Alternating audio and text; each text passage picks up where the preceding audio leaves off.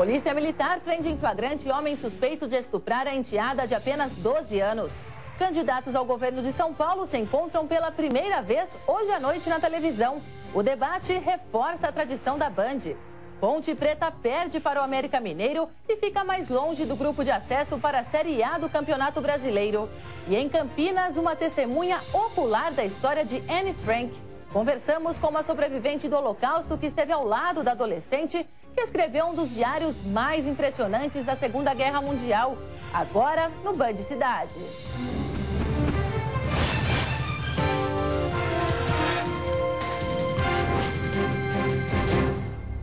Boa noite. O avanço das importações de vestuário é um dos motivos para a crise da indústria têxtil no estado. Em Americana, uma fábrica do setor registrou queda de 12% só no último mês de junho. Há 3 anos, nesta tinturaria que fica em Santa Bárbara do Oeste, eram tingidos 4 milhões de metros de tecidos por mês. No último semestre, esse número caiu para 3 milhões de metros e impactou diretamente no lucro da empresa. Se comparado com a mesma época do ano passado, houve uma queda e anos anteriores também, né? Então, uma queda gradativa, mas constante. Muitas máquinas não estão sendo ligadas, já que não há demanda para alguns serviços mais específicos. E não é só aqui que o cenário é crítico. Só no último mês de junho, o setor têxtil paulista registrou uma diminuição de mais de 12% na produção de tecidos. Nos últimos 11 anos, esse foi o menor índice de produção do estado de São Paulo. No comparativo com o mesmo mês do ano passado, a queda foi de 7,8%. Para o diretor do Ciesp de Americana, alguns fatores podem ser apontados como responsáveis por essa crise.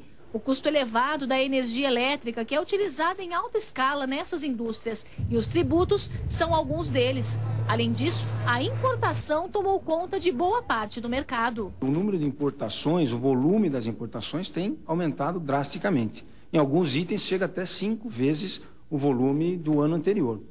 Isso interfere diretamente à indústria, à produção têxtil. Ou seja, a indústria não consegue produzir porque tem um importado que chega no país mais barato. Para se ter uma ideia do tamanho dessa demanda, no primeiro semestre de 2014, São Paulo registrou um aumento de quase 10% na importação de panos e confecções, em comparação com o mesmo período do ano passado. O material vem principalmente da China, Estados Unidos e Argentina.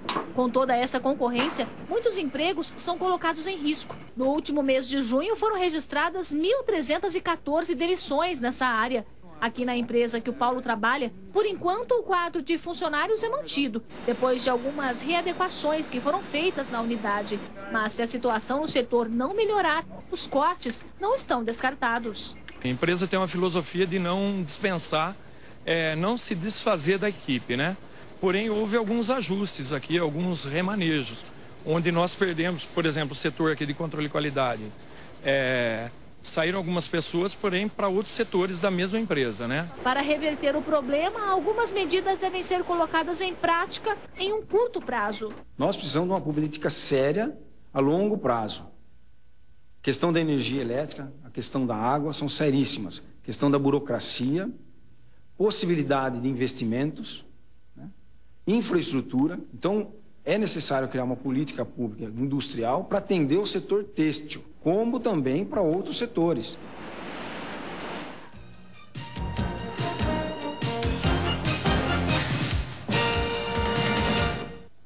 A Band realiza hoje, às 10 da noite, o primeiro debate entre os candidatos ao governo de São Paulo. A apresentação será de Boris Casoy.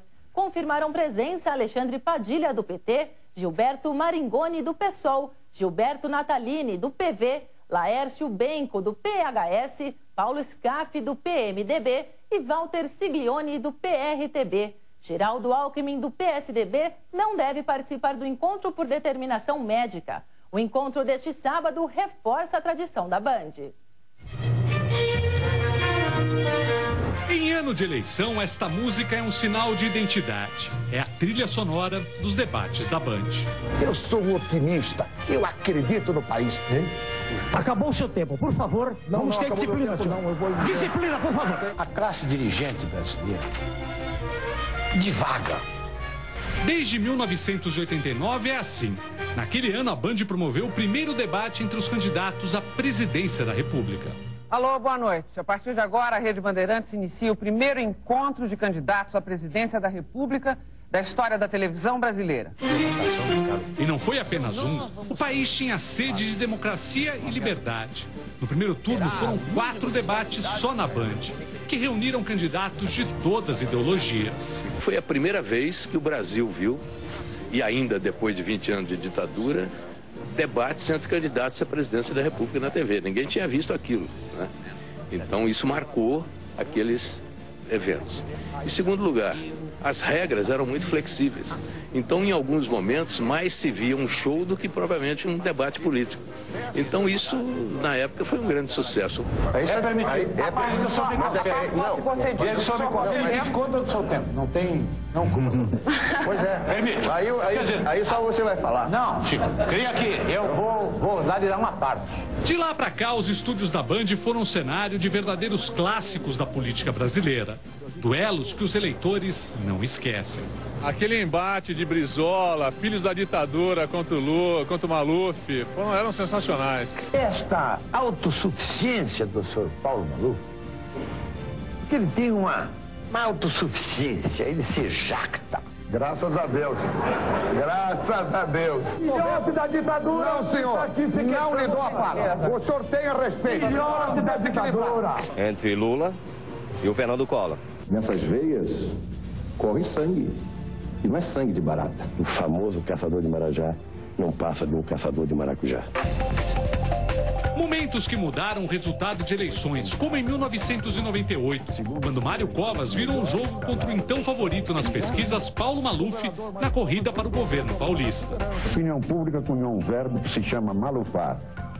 É um neologismo que significa roubar. Lastimo que o candidato Mário Covas ofenda um ministro do presidente Fernando Henrique Cardoso, Luiz Carlos Santos. Os debates aconteceram nas eleições para a prefeitura, governos estaduais e presidência, em capitais e cidades importantes de todo o Brasil.